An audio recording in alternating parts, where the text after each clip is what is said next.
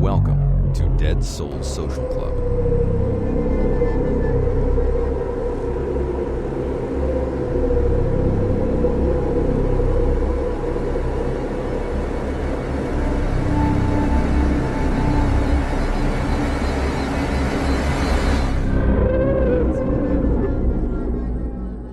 If you enjoy our show and you find our research interesting, please leave us a 5-star review on your chosen podcast platform.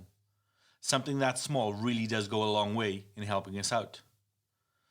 You can find more about us and the research that we do by heading over to Instagram and searching our name. As always, thank you so much for joining us tonight. Warning. This audio presentation contains graphic details of death, child abuse, and violence. Listener discretion is strongly advised. This is part 1 of a Dead Souls in the United States series about a proven and real-life organised child abuse and trafficking ring that was both covered up and traced back to significant political and influential individuals within the United States power hierarchy. My name is Jamie Black, and I'm a dark history researcher and psychologist. Tonight's episode is one that my team and I have been sitting on for quite some time. We originally intended to record and release a series about it back in 2023, but we paused that idea and simply released our episode on John Wayne Gacy as a standalone episode at the time. We intended to return to this subject. Then in June, we received an email from a listener to this show from the United States. They told us how they grew up in a suburb of Houston in Texas, although they now live just outside of Los Angeles. While growing up back in the distant and hazy days of the 1970s, something happened within their neighborhood. Something that affected them and a lot of the people who lived in their local area. The clowning was relaxation for me. I enjoyed entertaining kids. Like some people are, they unwind in different ways, either by going out drinking or that. I could put on clown makeup and I was relaxed. We would visit different hospitals and entertain the children there. And we didn't entertain them with handcuffs or anything like that. All we used was balloon animals and small toys and stuff like that. But we also did parades. And in the summertime, like on 4th of July, I used to be in 4 parades in one day. I've always told people when I got into clown makeup, I regressed into childhood. It was fun being a clown because you could be yourself or just let yourself go and act a fool. You could be slapstick and funny and have a good time. That's why I always enjoyed clowning. This is the voice of John Wayne Gacy, the killer clown, as he is known to some, and one of the most prolific serial killers in United States history. In July 2023, we released an episode that detailed his crimes. Episode number 51 if you'd like to go back and refresh your memory. You may recall how he kidnapped, tortured, raped and ultimately murdered 33 young men and boys over a 6-year period from 1972 until he was finally apprehended in December of 1978. Most of the boys he killed were buried in the basement of his Illinois home. Later in this series we'll be coming back to Gacy, as we are not quite done with his story just yet. But how did Gacy get away with it for 6 whole years? Well, 2 weeks ago, I released an episode in preparation for this series. It was about life in the 1970s and 1980s, and how it was different to what we know and experience today. Some will say it wasn't that different at all, but I touched on nuanced and subtle societal and cultural differences which evidenced how life and the cultural zeitgeist was very different to what we experience now in the 2020s. You see, back in the 1970s, a lot of boys went missing. Many ran away from home, sure. In actual fact, a 2011 Department of Homeland Security research paper evidenced that due to the counterculture at the time and various other societal factors, more than 5 times the amount of teenagers ran away from home than they do on average today. That number was most prevalent amongst teenage boys, by almost twice the number compared to young females. But as well as those that willfully ran away, there were others who were abducted and abused, trafficked, and many more who were murdered. This is not a myth or an urban legend. This is not speculation. We now know just how this happened and was able to happen at that time. John Wayne Gacy was one in a long list of men who preyed on boys across America. He was shrewd and calculated enough to see the loopholes and weaknesses in society and use them to his own nefarious purposes. At the end of the Gacy episode, I touched on the fact that over the years there has been speculation that John Wayne Gacy wasn't a sole perpetrator, that he didn't act alone in his crimes, that he may have been part of a wider network of men committing similar crimes, men who very likely got away with what they did.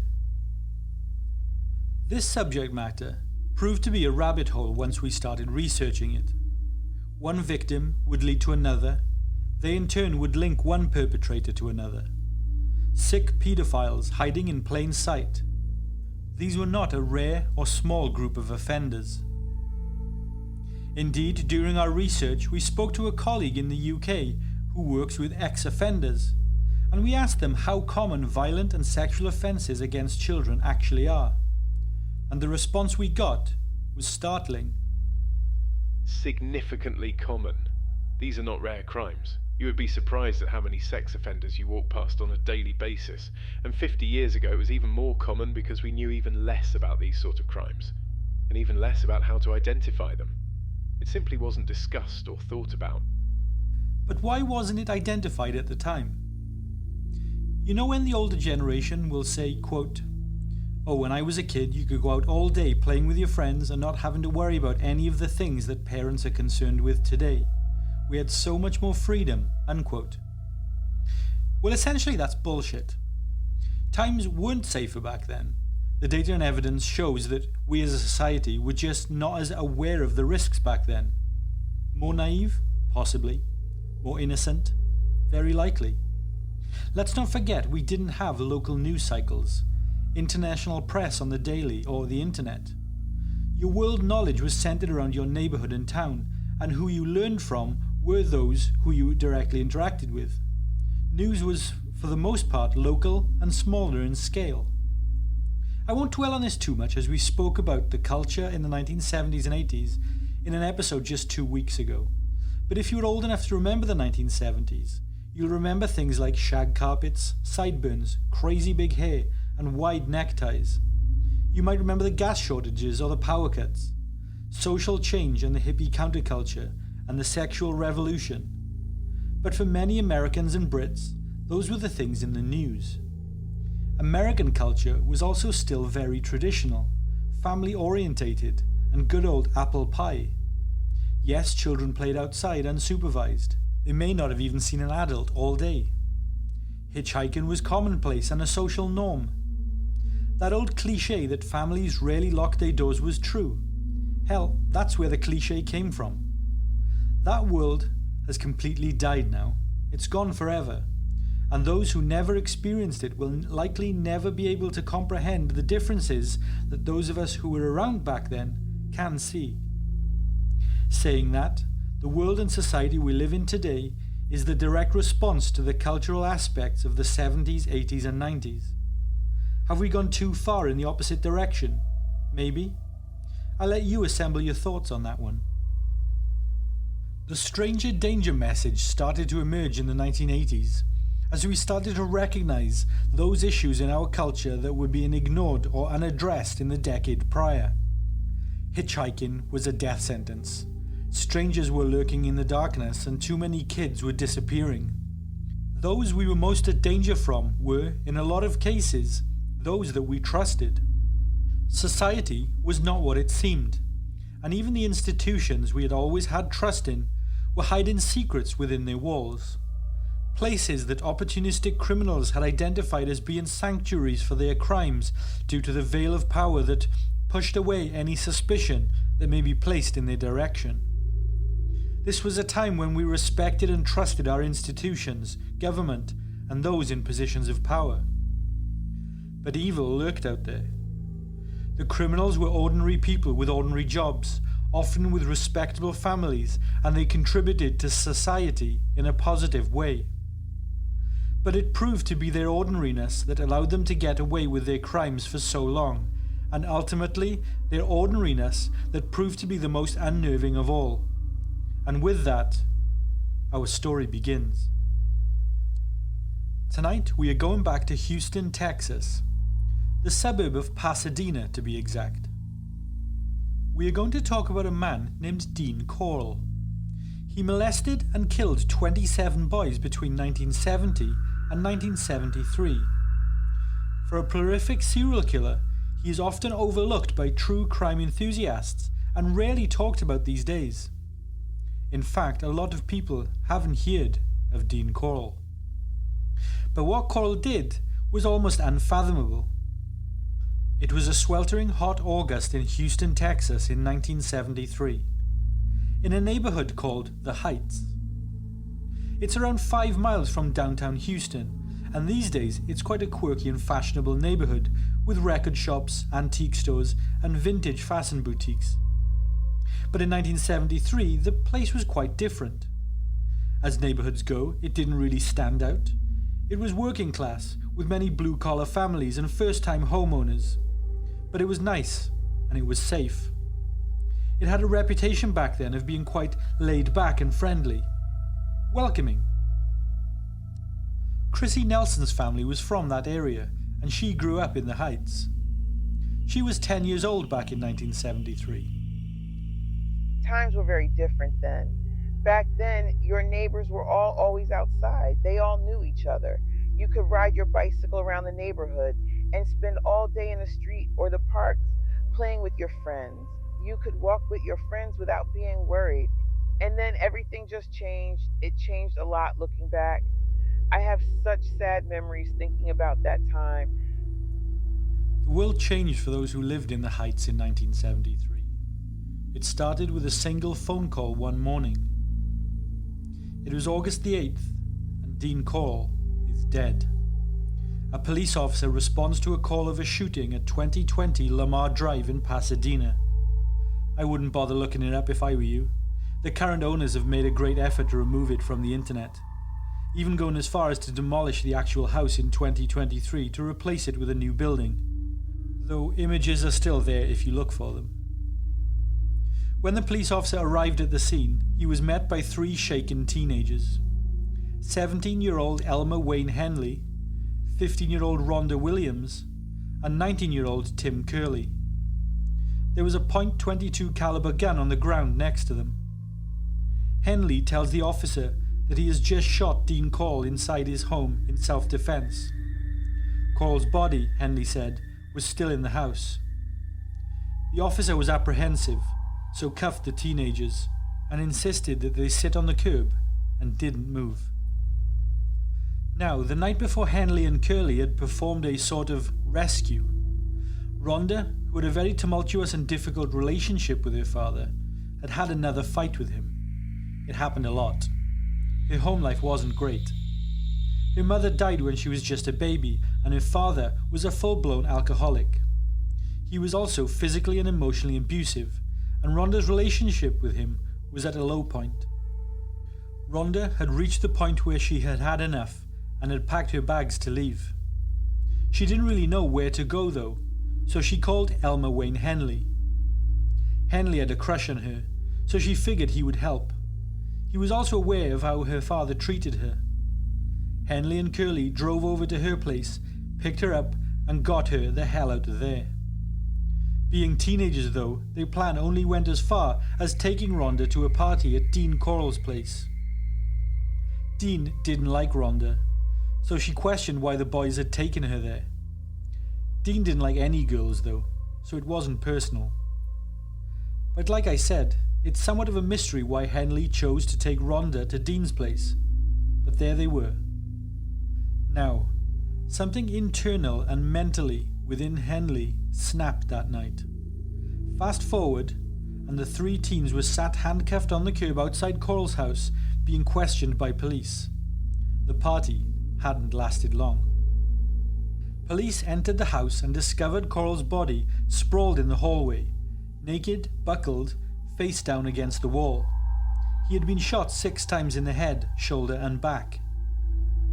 Whilst the body and murder scene wasn't the worst that the inspecting police officer had seen, it was the house that shocked the officer. It was a scene none of them would ever forget, and something that was beyond comprehension at that time. Detective Sidney Smith is the only detective involved in the case who is still alive today. This is what Detective Smith experienced that night. And note, this is the voice of an actor, as Detective Smith didn't wish his voice to be recorded. In the one, I guess, master bedroom, there were polyethylene plastic sheets and a board with holes drilled in it. There were handcuffs and ropes attached to various sexual devices, and a lot of acrylic spray cans and marijuana laying around. It was 3 a.m. when the teenage arrived at Corll's house, and Corll was furious that they had brought a girl with them. But when Henley explained that she had argued with her father, and he had beaten her, Corll appeared to calm down and offered them all beer and marijuana. They were supposedly having a party. There they were doing what we called in those days bagging, which was sniffing acrylic spray out of a bag to get high. Well, they got so high that they passed out, and when they woke up, they were all tied up or handcuffed, all 3 of them, including Wayne Henley. The other 2, Curley and Williams, had their mouths taped shut so they couldn't talk, and Dean Corll was stood over them naked and trying to have sex with Tim Curley. He then told Henley that he was going to kill him because he had brought a girl to his house and how he had supposedly ruined everything. Henley managed to talk Dean Corll into letting him out of the handcuffs, I guess suggesting that Dean rape and murder Curley while he rape and murder Williams. Dean eventually agreed and released Henley. When he did that, Henley immediately grabbed a pistol and shot Dean Corll dead. Curley and Williams defended Henley and agreed 100% with his version of events. They told police that Henley had saved their lives. Henley, however, felt that the police didn't buy his tale of what happened. He was sure the police didn't believe the murder was in self-defense. For one, the fatal shots to Dean Corll were in his back. He was seemingly running away from Henley when he was killed. Henley sensed apprehension in the police, so he decided to add some extra details to his story. Henley told police that Dean Corll had told him all about him murdering, raping and torturing young boys from the neighbourhood and burying their bodies beneath his boat shed. The police, however, didn't believe Henley's story. It was so far-fetched, they thought. In fact, they believed that Henley was concocting a story to paint Corll as some kind of monster who deserved to be shot so that Henley and his potential accomplices would be let off. Positive members of the community who would rid the police of a deviant. The detectives had heard some stories in their time, but this was crazy, they thought. What grown man would want to rape and torture young boys, let alone kill them? It was simply unheard of. So Henley shared with them names of some of the victims. The detectives checked the names Henley had given them with Houston Central Police Department Juvenile Division. And, as it turned out, the names that Henley had given them were actually listed as missing children or runaways. But Henley wasn't done. He told police that he could show them where the bodies were buried too. Given how the names had checked out, they were willing to give Henley the benefit of the doubt, and both Pasadena and Houston police departments accompanied Henley on a 45-minute drive to a remote location outside the city, to a boat storage facility. The location had rows of metal storage sheds placed side by side. Henley pointed to number 11. "In there," he said. So we found the boat shed, but it was locked. I got a tire tool out of the car and I broke the hinges off of the galvanized door. Immediately when we opened the door, it smelled really, really bad. Something was definitely dead inside that shed. I mean, I'd smelled that smell before, so at that point, I thought, Henley's right. He's telling the truth. So I believed him. Elmer Wayne Henley stood in handcuffs outside the storage facility, while Detective Smith began his search of the boat shed, accompanied by several patrol officers. They immediately identified a position on the left side of the boat shed where the ground was cracked and raised up. It looked like it had been recently disturbed, so that's where they chose to start digging.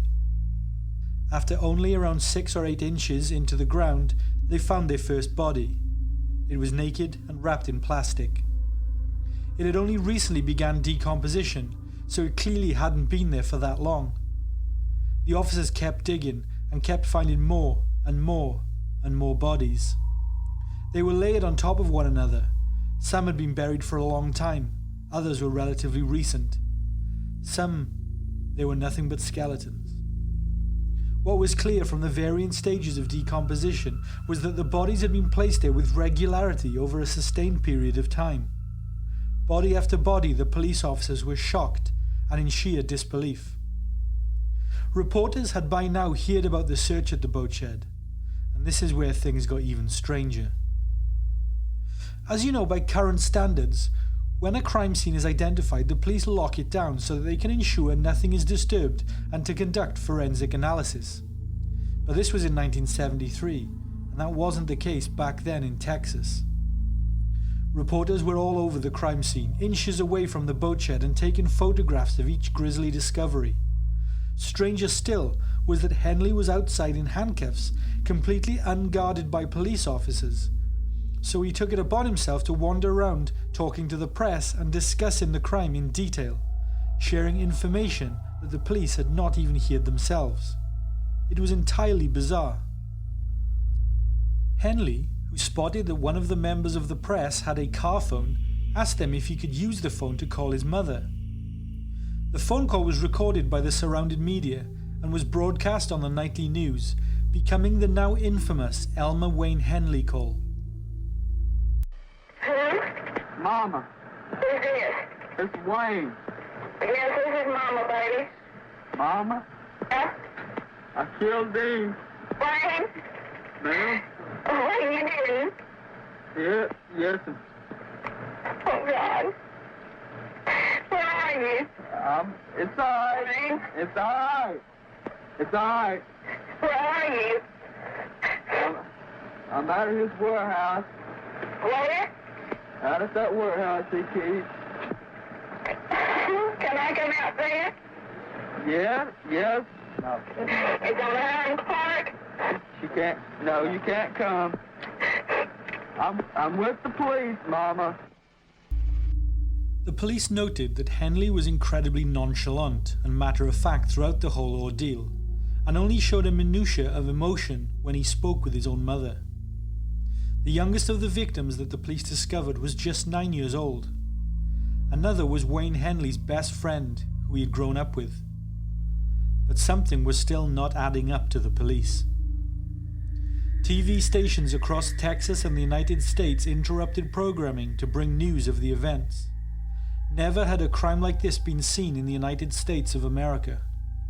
The term serial killer was almost entirely unheard of at this time.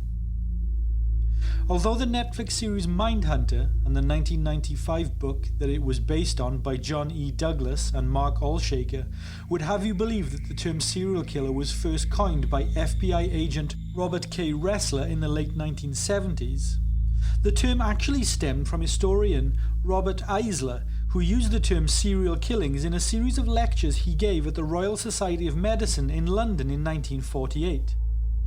That said, it did not enter the common vernacular until the 1980s, following the rise of serial killings across the United States, with the likes of Ted Bundy, John Wayne Gacy, Jeffrey Dahmer, Richard Ramirez, and so on and on. For the common folks in the Heights, the news of Dean Corll and his victims sent shockwaves through their community. Chrissy Nelson added, Everybody was so shocked and upset, but we were all wondering, hey, this person has been missing for a while. Is that what happened to him? And all of a sudden, anybody that was a runaway was a possible victim. That time, there were a lot of kids who left home at a young age, so there was panic and concern everywhere, you know? I remember my own mother going to church and lighting a candle. She was in tears at the news. It was so sad. There was boys from our own street who were missing, boys that I had grown up with. Within 24 hours, the police had unearthed 17 bodies, but there were still significant questions that needed to be asked. But before we dig even deeper into this crime and motives, let's talk Dean Corll. Who was he? Dean Arnold Corll was born in Fort Wayne, Indiana on December the 24th, 1939. Dean was the elder of 2 children, both sons, to Mary Robinson and Arnold Corll. His father was extremely strict with his sons and very distant, though his mother was said to be very protective of the boys. Corll's parents got divorced in 1946 following a marriage filled with constant bickering, arguing and fighting. Mary then sold the family home and relocated to a trailer home in Memphis, Tennessee with both of his sons, Dean and Stanley. Their father, Arnold, was subsequently drafted into the United States Air Force following the divorce. Dean grew up in Tennessee, and after his stint in the Air Force, his father Arnold became an electrician and maintained regular contact with the family. In fact, in 1950, his parents married, but once again, this ended in divorce just 3 years later. Corll's mother married a travelling clock salesman named Jake West in 1955. But this marriage too ended in divorce when West suggested to Mary that Dean may have had some homosexual tendencies due to him only appearing to like the company of young men. In 1963, Dean and his mother moved to Houston Heights, where they opened the Corll Candy Company. Dean was a broad-shouldered young man with thick black hair, big black sideburns, and was known to be very friendly and chatty. He was always good with the kids who came by the candy factory, often handed out free candy that his mother had made to the children, pralines, Turkish delights, or pecan logs. He also set up a pool table in the back room of the factory and let the kids play there. He enjoyed giving the local kids a ride on his motorcycle and was thought of in the community as like a Boy Scout leader. He wasn't someone that people were scared of. In fact, quite the opposite. He was very popular with the locals. Dean moved into an apartment above the family's candy store in 1962, but his mother had bigger business plans and expanded the family business in 1963, starting the Corll Candy Company. That same year, Dean's mother divorced her husband. I guess she couldn't be successful in business and in love, right? Remember that the cause of the divorce was when West suggested to Mary that Dean may have had homosexual tendencies. Well, in fact, just a few months later, one of the teenage male employees who worked at the Corll Candy Company complained to Dean's mother that Dean had made unwanted sexual advances towards him. Mary initially showed sympathy to the boy, then fired him. Between August 1964 and June 1965, Dean was drafted into the United States Army. He served briefly at Fort Hood, Texas, but ultimately was given a hardship discharge after he petitioned that the family business needed him back in Houston. Dean made no secret of the fact that he detested being there and hated the military. It was not for him. Though it was during his service that Dean did realize his sexual identity and accepted his suppressed homosexuality. Close friends of Dean's from the time stated that Dean's mannerism and body language drastically changed when he returned from his military service, and in particular when he was in the company of teenage boys. It was widely perceived at the time that Dean was an accepting gay man. The Corll Candy Company, with a decision made by Dean, moved to business premises opposite Helms Elementary School in 1965. Dean relished in handing out free candy to the school children. The children loved it just as much. Dean would become known locally as the Candy Man and the Pied Piper in the local area. In 1967, following another failed marriage, Dean's mother Mary sells her candy business and moves to Colorado, expecting Dean to follow along with her. Dean was so close to her after all. But he decided to stay in Houston instead, and took a job at the Houston Power and Light Company as a linesman. Dean was, for the first time in his life, completely alone, and this was no doubt his goal. It would be now that something became unleashed in him, something which had been laying dormant was now awoken. Before we can even get on to Dean Corll's crimes and how he knew Elmer Wayne Henley, we need to first discuss David Brooks. Dean Corll became friends with David Brooks in 1967 when Brooks was just 12 years old and Corll was 28. Brooks was one of the kids that Dean handed out candy to outside of the school gates. Brooks was a thin kid who had long blonde hair and wore thick aviator-style glasses. Brooks quickly became a loyal companion to Dean and would often be found hanging around the back of Dean's candy factory with other local teenage boys who Dean had sweet-talked, pun intended. Brooks often accompanied Dean on trips to various South Texas beaches along with other teenage boys, though it's quite staggering by today's standards why Brooks's parents allowed this. Though, let's once again remember that we are looking at this story through a 1960s and 1970s lens. Brooks was said by the various boys who frequented the candy factory to be Corll's favourite. Brooks later lamented that he grew close to Dean, as Dean was the first person that he ever knew who didn't mock or make fun of his appearance. Whenever Brooks told Dean that he needed cash, Dean gave him what he wanted, no questions asked. Brooks quickly began to see Dean as a father figure.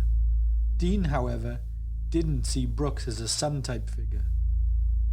Upon Dean's urging, a sexual relationship gradually developed between Dean and Brooks. It began in 1969.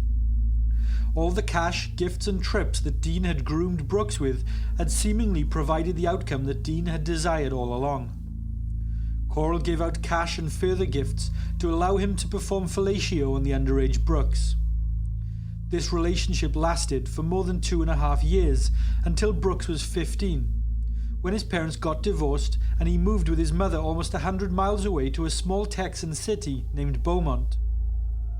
Brooks often returned to visit his father in Houston Heights, however, and whenever he visited his father in Houston, he also visited Dean, who allowed him to stay at his apartment if he wished. Eventually, his visits increased in regularity, especially after he dropped out of high school. During Brooks' trips to Houston, he would visit his father less and less over time, devoting almost all of his time to Dean's place. Brooks began regarding Dean's apartment as his second home. So fast forward to August the 8th, 1973. Dean has been shot dead, and Elmer Wayne Henley is assisting the police with the exhumation of body after body after body. By then, 18-year-old David Brooks walks into the Houston Police Department accompanied by his father. He drops a bombshell, one that immediately dashes Henley's version of events. David Brooks said that Corll didn't kill all of those boys alone. Elmer Wayne Henley, Brooks said, was more than a victim. He was a willing participant in the murders. Brooks shared with police that Elmer Henley had sourced the young boys for Dean Corll to torture, rape and murder before the two of them would bury their bodies. Sensing there was still more to this story, the police told Henley what Brooks had shared with them, plus a few minor embellishments to aid in their truth-seeking, of course. With that, Henley started talking. Henley admitted that he had been a willing participant. He participated in the murder of many of the young boys that the police were now digging up. He helped bury them, and David Brooks did as well. Henley did participate in the murders, and he helped strangle the victims, or would sometimes shoot the victims, especially those that put up a struggle. Henley candidly shared with police that one of the victims was one of his best friends, and that he had shot him and thought he was dead, but as it turns out, the initial gunshot had only knocked him out. When he came around, Henley said flippantly, "I just popped him in the other ear." You have to wonder at this point, how the hell did two teenage boys fall under the spell of a pedophile who was killing their friends? Ken Mercer is a local crime historian in Houston, and he has researched the Corll, Henley and Brooks case for years. Ken had this to say. Brooks was about 12 when he started coming over to the candy factory. I think he had known the Corll family for a long time, I guess, so he would hang out there. Dean was the first grown man who treated David right. Everyone else kind of bullied David. Dean had a place at the Yorktown Apartments. A lot of single guys lived there.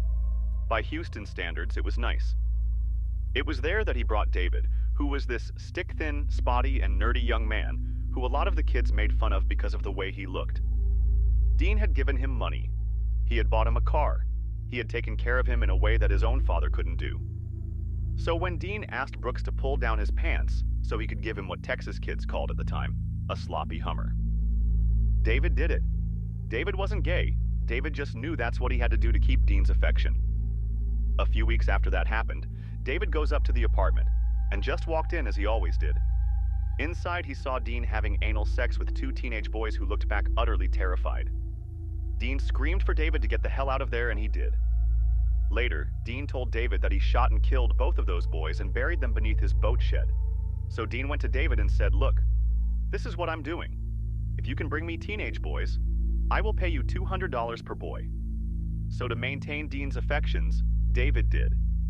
So he began to lure boys into a van, telling them, "Hey, we've got some marijuana." Or, "Hey, we have some beer. Want to come to a party?" In the free-spirited 1970s, if someone your own age offered you free drugs, beer, and a party, sometimes this was all it took to go with them. One of the teenage boys who David lured into the van was Elmer Wayne Henley, the very boy who would later kill Corll dead. Henley had a pretty shitty childhood. His father was violent, physically abusive, and a full-blown alcoholic. It was Henley who took the brunt of his father's wrath, more so than his three younger brothers. Elmer Wayne Henley, who went by Wayne to his friends and family, eventually fled with his mother and brothers when he was just 14. But what he had endured at the hands of his father would stay with him for years to come. Who knows, maybe that's why Henley was drawn to Corll. It's certainly unclear as to why Corll spared Henley out of all the boys that he had raped and murdered. Dean Corll saw something in him though, and soon Henley was recruiting boys for him along with David Brooks. Henley, unlike Brooks, brought things a little too close to home. Maybe it was laziness. Maybe it was Henley's sociopathic traits. But Henley chose to bring his own friends to meet Dean Corll and never leave. Homer Garcia, who Henley shared several classes with at school. David Hillergeist lived just down the street from Henley, and they had been friends since elementary school. Mark Scott was a longtime friend who had previously invited Henley to his birthday party. All of these were raped and tortured by Corll, then murdered and buried by Henley. Each of them had parents who drove the streets at night looking for them, put up missing persons posters, and even knocked the doors of the houses on Henley's own street to ask neighbours if they had seen their sons. Henley would tell detectives that he helped Dean because he had feared for his life. Dean had told Henley that he belonged to a United States-wide criminal organization that was based out of Dallas. The organization, Corll stated, traded in young boys, buying and selling them, providing the boys for various services to extremely powerful and wealthy individuals across the country. Henley said that Dean told him this organization was very wealthy and had significant resources at their disposal, and thus would have no trouble in tracking Henley down and killing him and his family too, if anything ever happened to Corll. Corll said that if he didn't check in regularly with the Foundation, and who he called the Dallas boss, then said boss would send men looking for him, and if law enforcement were notified, then the organization would vanish without a trace. It seems pretty outlandish. Henley did say that he tried to tell his mother early on, but she just would not listen. She was entirely dismissive, he said. Perhaps she didn't believe him, thinking it was the far-fetched product of a boy's imagination running wild. Maybe she didn't want to listen to it in case it was real. Maybe she was just dismissive and didn't have the time for her son that day. We all know teenagers can try on their parents at times. But maybe Henley just didn't even tell her in the first place. This organization that Corll is referring to might sound like a casual and baseless threat, something to keep the boys in check and maintain control over Henley. It might well have been just that, nothing more, nothing less. As if the 17 bodies beneath the boat shed wasn't enough, Henley kept talking. He led the police to another burial site at Lake Sam Rayburn, where 4 more bodies were discovered in various states of decomposition. But he still wasn't done just yet. Henley continued to lead the police along with Brooks this time to yet another location, a third site at High Island Beach on the Bolivar Peninsula, around 79 miles or 127 kilometers southeast from the Heights in Houston. The following day, the 2 teenagers took the police to the beach again. This is 1973, and the scene at High Island Beach was wild. Bulldozers and diggers dredged High Island Beach on the Bolivar Peninsula. NASA also provided a helicopter with infrared equipment to scan the beach and identify burial locations. It was through that method that the police were able to identify a further 6 more bodies. Ken Mercer shares what he recalls about Brooks and Henley from that time. Quote, "The beach was a complete circus. It was the 70s, so the beach was completely open to anyone and everyone. There were families out for a day at the beach, photographers trying to capture the dig and reporters firing questions at Brooks and Henley. David Brooks remained very quiet. He was just staring off into space. Wayne Henley, on the other hand, was very talkative. He was just a kid, skinny and small. But he was friendly, so people were friendly back. He would say how they would go out and find boys just walking the streets. They would just ask them if they wanted to go to a party. But when they got there, Dean had a torture board waiting for them.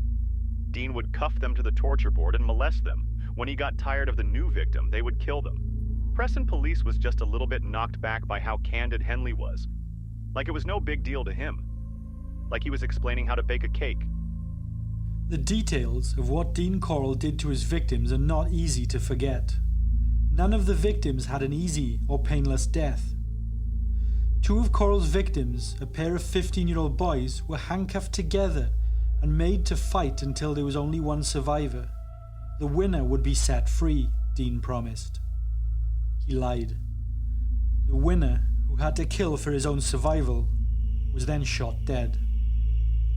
The teens, lured with the promise of a party, would arrive at Corll's and were told that they were one of the first to arrive. More would be coming any minute now. Meanwhile, Dean would disarm them with his charm and offer to show them a neat magic trick.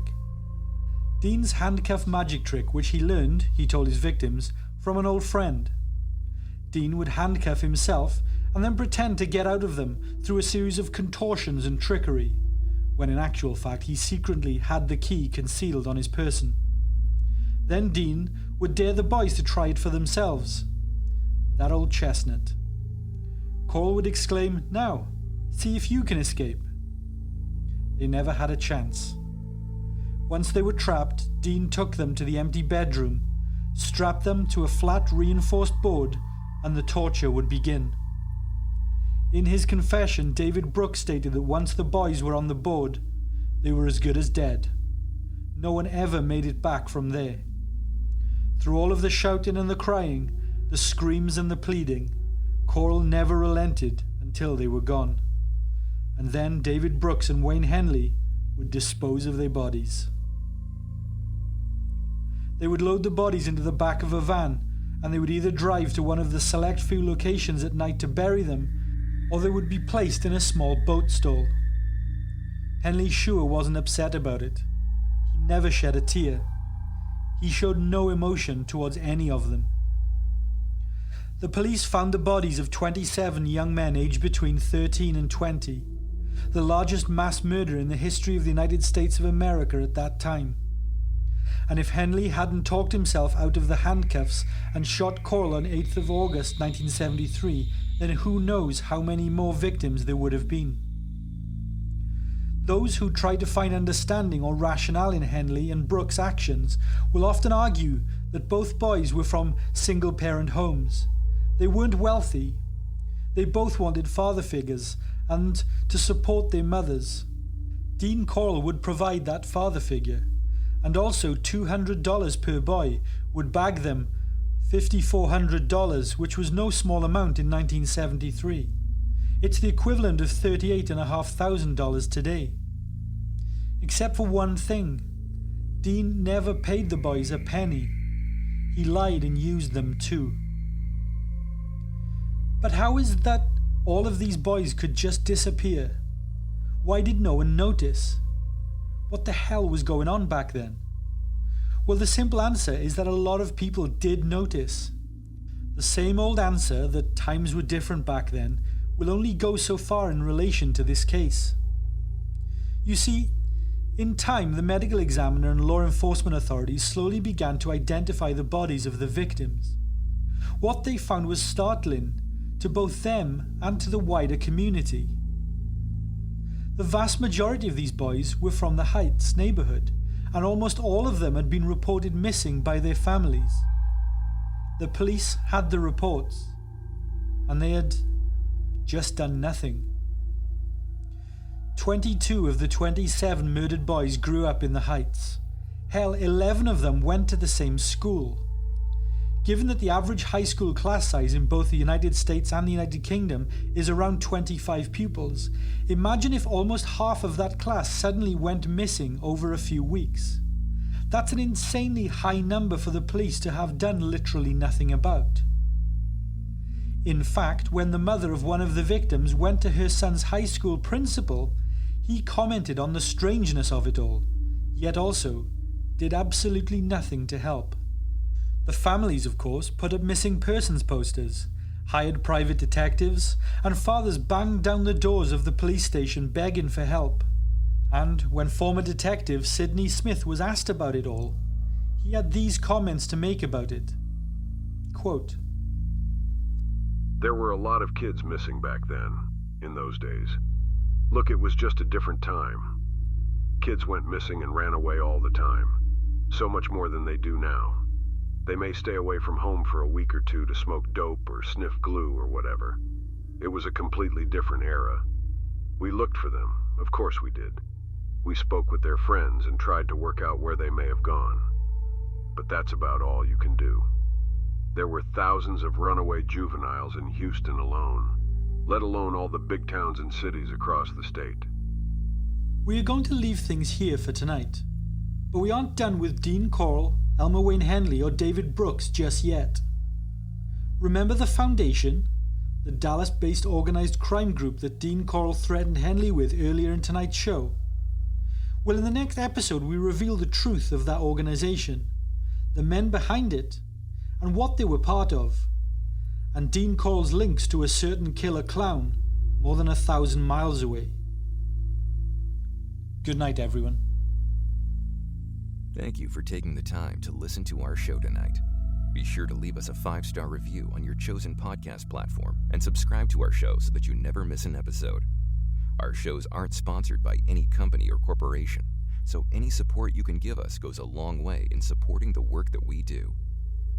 From all of us here at Dead Souls, sleep tight.